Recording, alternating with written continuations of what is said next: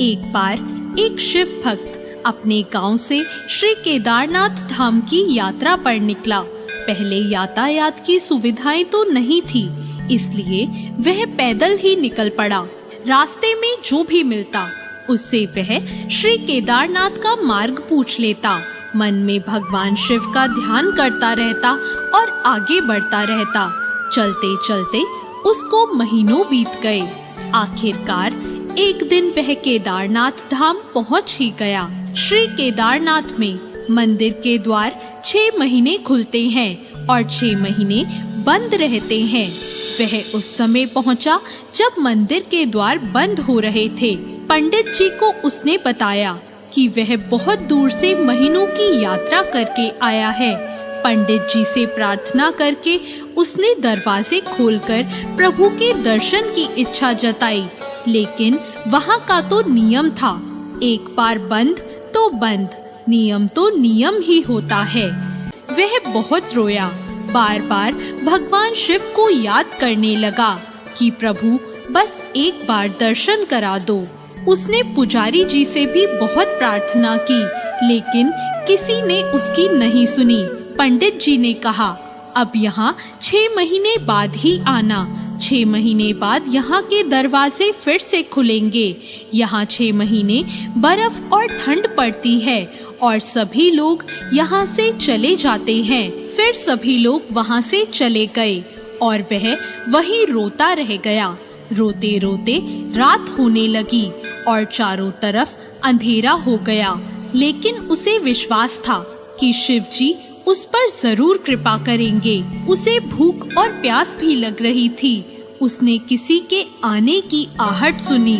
उसने देखा एक सन्यासी बाबा उसकी ओर आ रहे हैं। वह सन्यासी बाबा उसके पास आए और उसके पास बैठ गए और पूछा, बेटा तुम कहाँ से आए हो? उसने सारा हाल सुना दिया और बोला, मेरा यहाँ आना व्यर्थ हो गया बाबा जी।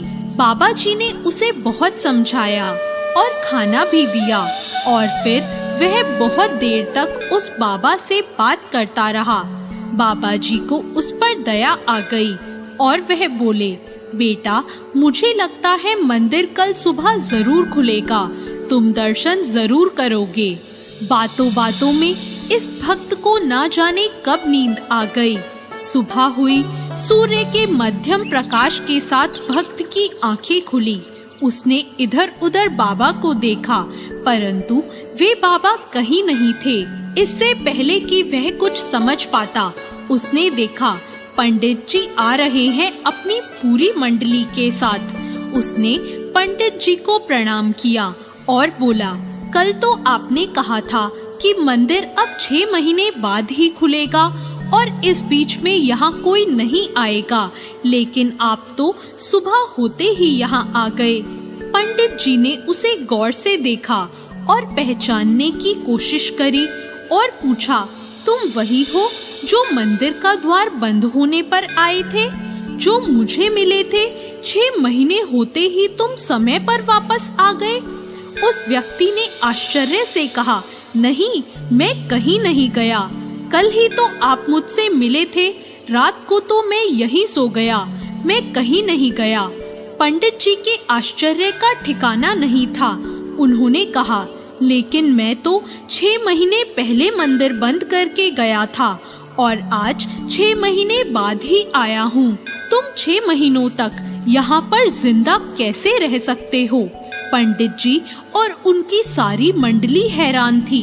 इतनी सर्दी में एक अकेला व्यक्ति कैसे 6 महीने तक जिंदा रह सकता है?